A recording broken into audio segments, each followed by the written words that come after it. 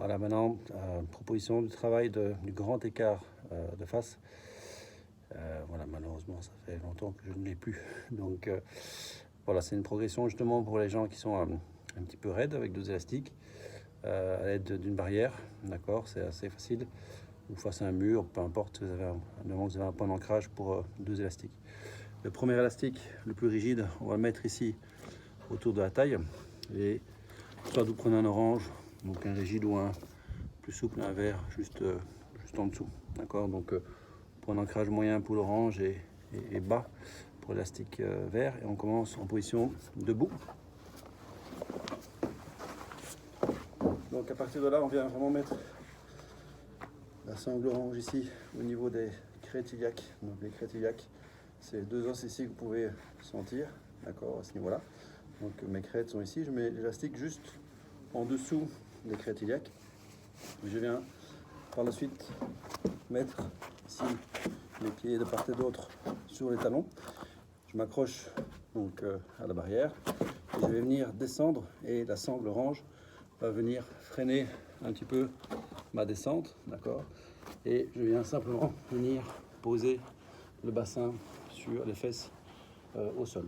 Je viens après bien axer un petit peu mes pieds pour qu'ils ne soient pas trop en rotation externe, d'accord. Pointe vers le haut, bien au zénith. Une fois que je suis dans cette position-ci, d'accord, je peux régler un petit peu l'élastique, éventuellement le mettre un petit peu plus bas. En fait, l'élastique va pousser votre bassin vers l'avant. Souvent, quand on est raide des adducteurs, ce qui se passe, c'est qu'on part fort en arrière. Et donc, ce qui est le cas chez moi ici.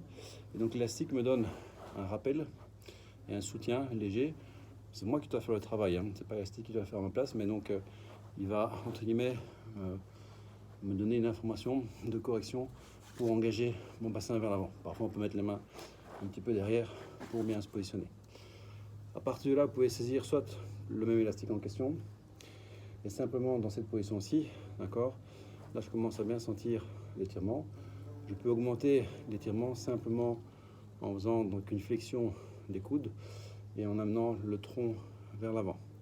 Donc soit je vais le faire à partir de là, là je sens l'étirement de manière assez forte, soit je prends l'autre élastique qui est un petit peu plus bas, d'accord, et à partir de là l'avantage aussi c'est que je peux faire le même travail de venir fléchir ici, redresser le tronc, et je peux même éventuellement, si je veux, faire un petit peu de renforcement, d'accord, pour passer le temps, parce que bon, faire les étirements, c'est en posture, d'accord, c'est un peu monotone, même si c'est intéressant pour augmenter les amplitudes du mouvement dans les sports de combat, dans les arts martiaux.